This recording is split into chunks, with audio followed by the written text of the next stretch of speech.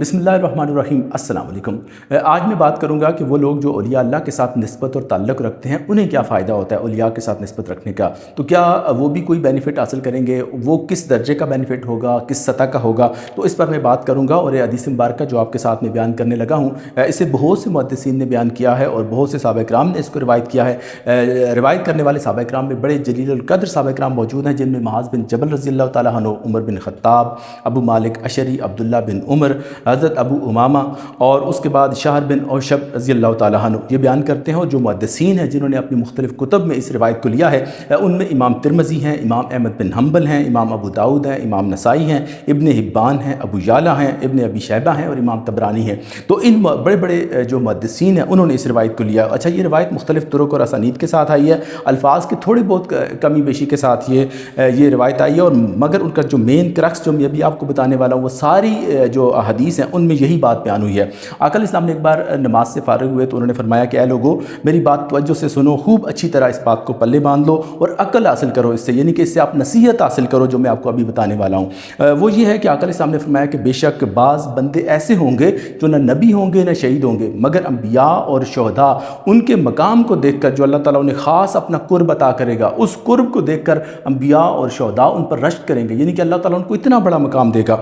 तो वो फिर आम तौर पर सहाबा इकराम जो थे ना, वो आका इस्लाम से सवाल नहीं करते थे अदब की वजह से। तो कोई देहाती अराबी बंदा आया होता तो वो जुर्रत कर लेता था सवाल करने का। तो एक अराबी खड़ा हो गया, उसने कहा या रसूलल्लाह उनकी पहचान आप बताएं। तो जब उसने पहचान पूछी तो आका इस्लाम को ये लगा कि इसने दिलचस्पी ली है मेरी इस बात में, तवज्जो से सुनी है, तभी इसने सवाल पूछा है। तो वो फिर आका इस्लाम खुश हुए उसकी बात सुन करके, चलो इसने अच्छे काम की बात पूछी है। तो आका इस्लाम ने फिर उनकी पहचान बताई, ये पहचान सुनने वाली है, इससे फिर बात क्लियर हो जाएगी। आका इस्लाम ने जो बात बयान फरमाई है वो फरमाया कि ये लोग जो होंगे इनकी पहचान ये है कि ये मुख्तलिफ़ कबीलों से, मुख्तलिफ़ ग्रोहों से, मुख्तलिफ़ इलाकों से इनका ताल्लुक़ होगा, इनका कल्चरल बैकग्राउंड मुख्तलिफ होगा, दूर दराज फैले हुए लोग होंगे ये, मगर ये आपस में एक दूसरे से मोहब्बत अल्लाह की खातिर करते होंगे। पिछली वीडियो में मैंने बताया था ना कि जब भी कोई भी अमल आप अल्लाह की खातिर करते हैं वो इबादत बनता है। तो अल्लाह ताला को ये बात सबसे ज़्यादा पसंद है कि उसकी खातिर लोग आपस में एक दूसरे से मोहब्बत रखें। देखिए यहाँ ये बात नहीं कही गई कि वो लोग अल्लाह से मोहब्बत करते होंगे, बल्कि ये बात बयान हुई है कि वो अल्लाह की खातिर एक दूसरे से मोहब्बत रखते होंगे। अच्छा, ये जो बात है वो, और फिर इसमें आगे ये बात है कि वो एक दूसरे से मुलाकात भी करेंगे और एक दूसरे की ज़ियारत भी करेंगे और एक दूसरे पर ख़र्चा भी करेंगे। यहाँ से ये तासुर मिलता है कि ये लोग एक ही ज़माने के लोग हैं और मुख्तलिफ़ इलाकों से उनका ताल्लुक़ है। तो ये एक जगह पर एक दूसरे से इनकी मोहब्बत की वजह क्या बनती है? देखें, दूर दराज कोई बंदा सिंध से है, कोई पंजाब से है, कोई कराची से है, कोई कश्मीर से है, तो वो दूर दराज जो उनकी ज़बानें भी आपस में नहीं मिलती, इलाके नहीं मिलते, कौमें नहीं मिलती, फिर आपस में मोहब्बत की वजह क्या हो सकती है? वो मोहब्बत की वजह सिर्फ ये हो सकती है कि वो किसी अल्लाह के वली के साथ मोहब्बत रखते हों, उसके साथ निस्बत और इरादत में हो। तो जब उस वली के साथ मुलाकात में जाएँ तो देखें कि बहुत सारे लोग और भी आए हुए हैं, तो फिर वो लोग आपस में एक दूसरे से भी मोहब्बत रखने लग जाते हैं, कतई नज़र इसके कि कौन किस कबीले से है, किस ख़ानदान से है, किस इलाके से है, उसकी इलाकाई ज़बान कौन सी है। वो सारी चीज़ों को बुलाकर सिर्फ अल्लाह की खातिर एक दूसरे से मोहब्बत में आ जाते हैं। तो दरअसल ये वो जो इरादत में निस्बत वाले जो लोग हैं उनके बारे में ये बात फरमाई गई है कि ये जो निस्बत वाले लोग हैं, इन लोगों को अल्लाह ताला नूर के मेंबरों पर बिठाएगा। और आप ये कह सकते हैं कि भाई ये तो बात औलिया अल्लाह के लिए बयान हुई है, लेकिन एक बात याद रखिएगा कि अल्लाह ताला जब अपने औलिया को कोई चीज़ देगा तो उनके मुतवस्सिलीन को भी अल्लाह नहीं बुलाता। ये वही रिवायत है जो सही मुस्लिम के अंदर, एक रिवायत मैंने पहले भी किसी वक्त बयान की थी कि सही मुस्लिम के अंदर ये रिवायत आई है कि आका इस्लाम ने फरमाया कि मेरी उम्मत के जो 70,000 लोग होंगे वो बगैर हिसाब व अज़ाब जन्नत में जाएंगे। फिर उनके साथ मुत्तसिल लोग सितारों की मानंद होंगे, चमकते हुए चेहरे, तो वो फिर वो भी बगैर हिसाब व अज़ाब जन्नत में जाएंगे। फिर ये सिलसिला जारी रहेगा। मतलब ये है कि जो औलिया अल्लाह होंगे, बड़े लोग, वो तो 70,000 होंगे, वो तो आका इस्लाम के ज़माने से लेकर क़यामत तक के ज़माने में हर ज़माने में आएंगे। मगर वो जो उनके साथ मुत्तसिल लाखों लोग होंगे वो तो एक एक ज़माने में मौजूद रहेंगे। तो ये बात उनकी हो रही है कि वो एक दूसरे की ज़ियारत को भी जाएंगे और मुख्तलिफ़ इलाकों से उनका ताल्लुक़ भी होगा और फिर आपस में मोहब्बत भी होगी। तो वो एक दूसरे पर ख़र्चा भी करेंगे। तो ज़ाहिर ख़र्चा उसी वक्त कर सकता है कोई किसी का और ज़ियारत कर सकता है जब वो हम ज़माना हो। तो हम ज़माना फिर इतनी बड़ी तादाद में लोग जो होते हैं वो फिर मुतवस्सिलीन ही हो सकते हैं। औलिया अल्लाह की तादाद तो बहुत थोड़ी होती है। एक रिवायत में आता है कि बेहतरीन लोग मेरी उम्मत में जो है ना वो 500 होते हैं किसी ज़माने में।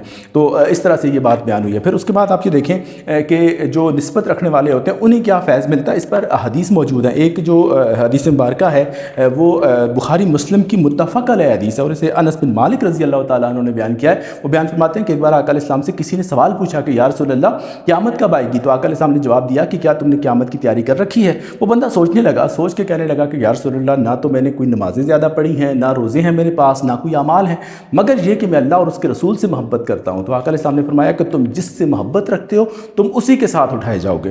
پھر اسی سے ملتی جلتی روایت جو ہے وہ مختلف محدثین نے اس کو لیا ہے۔ امام ابو داؤد نے لیا، امام احمد بن حنبل نے، امام ابن حبان نے، امام بزار نے، جید سند کے ساتھ، ان کے مضبوط سند کی روایت ہے۔ اور ابو ذر رضی اللہ تعالیٰ عنہ بیان کرتے ہیں کہ میں نے آقا علیہ السلام سے سوال کیا کہ میں نے پوچھا یا رسول اللہ کوئی بندہ اگر کچھ لوگوں سے محبت رکھتا ہو مگر ان جیسے اعمال نہ کر سکتا، مثلا یہ پوچھنا چاہ رہے تھے کہ بعض لوگ ایسے ہوتے ہیں کہ جن کے اعمال بہت اچھے ہوتے ہیں، وہ ولایت کے درجوں پر ہوتے ہیں، اونچے درجوں کے لوگ ہوتے ہیں، تو بعض لوگ اتنے اعمال تو نہیں کر سکتے مگر ان سے صرف محبت رکھ سکتے ہیں۔ تو آقا علیہ السلام نے فرمایا کہ ابو ذر تم جس سے محبت رکھتے ہو تم اسی کے ساتھ اٹھائے جاؤ گے۔ پھر وہ ابو ذر کہنے لگے کہ یا رسول اللہ میں تو اللہ اور اس کے رسول سے محبت رکھتا ہوں۔ تو آقا علیہ السلام نے فرمایا کہ تم یقیناً اسی کے ساتھ ہوگے جن کے ساتھ تمہاری محبت ہے۔ تو اب یہ دیکھیں کہ آقا علیہ السلام نے آگے اصول بیان فرما دیا، یہ نہیں فرمایا کہ تم اللہ اور اس کے رسول کے ساتھ ہوگے، بلکہ یہ بیان فرمایا کہ تم جس سے بھی محبت رکھتے ہو، اور ان کی نسبت سے پھر پوری امت کی طرف یہ بات آئی ہے کہ تمہارا یہ محبت جس کے ساتھ ہوگی تمہارا عشر بھی ان کے ساتھ ہوگا۔ تو یہاں پر بھی یہی بات ہے کہ جب کوئی بندہ اللہ کے کسی ولی کے ساتھ دوستی رکھتا ہے، تعلق رکھتا ہے، اس سے محبت رکھتا ہے، تو عشر کے دن جب اپنے اولیاء کو وہ بڑا مقام عطا کرے گا تو پھر ان کے ساتھ نسبت اور تعلق رکھنے والے جو لوگ ہوں گے انہیں بھی سیم وہی مقام اللہ تعالیٰ عطا کر دے گا، چونکہ اس کی گارنٹی اور ضمانت اللہ کے رسول نے خود عطا کی ہے۔ تو یہ جو فائدہ ہوتا ہے نسبت کا، اس پر میں ایک آیہ مبارکہ جو ہے وہ حدیث جو قرآن مجید سے سورہ کاف کے اندر آئی ہے وہ میں آپ کے ساتھ بیان کر کے تو اپنی بات کو ختم کرتا ہوں۔ آپ نے اصحاب کاف کے کتے کا واقعہ سنا ہوگا، تو اس کتے کا باقی واقعہ تو بیان نہیں کر رہا میں، مگر اس میں ایک آیہ مبارکہ یہ بیان ہوئی ہے، اس میں یہ بات ہے کہ اللہ تعالیٰ فرماتا ہے کہ وہ اصحاب کاف، بعض لوگ کہیں گے کہ وہ 3 تھے اور چوتھا ان کا کتا تھا، اور بعض کہیں گے کہ وہ 5 تھے اور چھٹا ان کا کتا تھا، اور بعض کہیں گے وہ 7 تھے اور 8واں ان کا کتا تھا۔ اب دیکھیں اللہ تعالیٰ کتے ایک ہی بار بتا سکتا تھا کہ بھئی اصحاب کاف 5 تھے اور چھٹا ان کا کتا تھا، یا یہ بات بھی ہو سکتی تھی کہ بھئی وہ 3، بعض کہیں گے وہ 3 تھے، بعض کہیں گے وہ 5 تھے، بعض کہیں گے وہ 7 تھے، اور پھر ایک بار کتے کا ذکر ہوتا تو یہ بات پھر بھی کافی تھی۔ مگر اللہ تعالیٰ نے اصحاب کاف کی پوری تعداد نہیں بتائی، اس کے اندر بھی ایک حکمت چھپی ہے کہ اللہ تعالیٰ دراصل بتانا یہ چاہتا ہے کہ میں جس جس جگہ پر اپنے اولیاء کا ذکر کروں گا ان کے ساتھ محبت رکھنے والا، نسبت رکھنے والا اگر کتا بھی ہے تو میں اسے بھی نہیں بھولوں گا، اس کا ذکر بھی اس کے ساتھ کروں گا۔ دیکھیں جب بات بیان ہوئی کہ میرے اولیاء 3 تھے، بعض کہیں گے اصحاب کاف 3 تھے اللہ کے نیک بندے، تو چوتھا ان کا کتا بھی تھا، اور پھر بعض کہیں گے وہ 5 تھے تو چھٹا ان کا کتا تھا، بعض کہیں گے وہ 7 تھے تو 8واں کتا تھا۔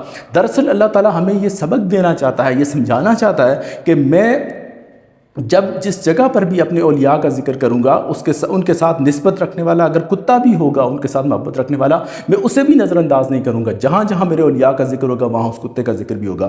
تو اس میں ہمارے لیے یہ میسج ہے کہ اگر اللہ تعالیٰ ایک کتے کو نہیں بھولتا کہ جو اس کے نیک بندوں سے محبت رکھتا ہے، تو جو ایک ایمان والا بندہ ہو، مسلمان ہو، آقا علیہ السلام سے محبت رکھنے والا ہو، تو وہ اگر اولیاء اللہ سے محبت رکھتا ہو اللہ کے نیک بندوں سے، تو وہ کس طرح اللہ تعالیٰ اس کو نظر انداز کر دے گا۔ تو اس پر تو حدیث بری پڑی ہیں کہ یہ اولیاء اللہ کے ساتھ نسبت رکھنے والے لوگ، لاکھوں لوگ جو ہیں ستاروں کی مانند، وہ بغیر حساب و عذاب جنت میں جائیں گے، اور کوئی گناہوں کی وجہ سے اگر جہنم چلے بھی گئے تو اولیاء اللہ کی شفاعت ان کو جنت میں لے کے چلی جائے گی۔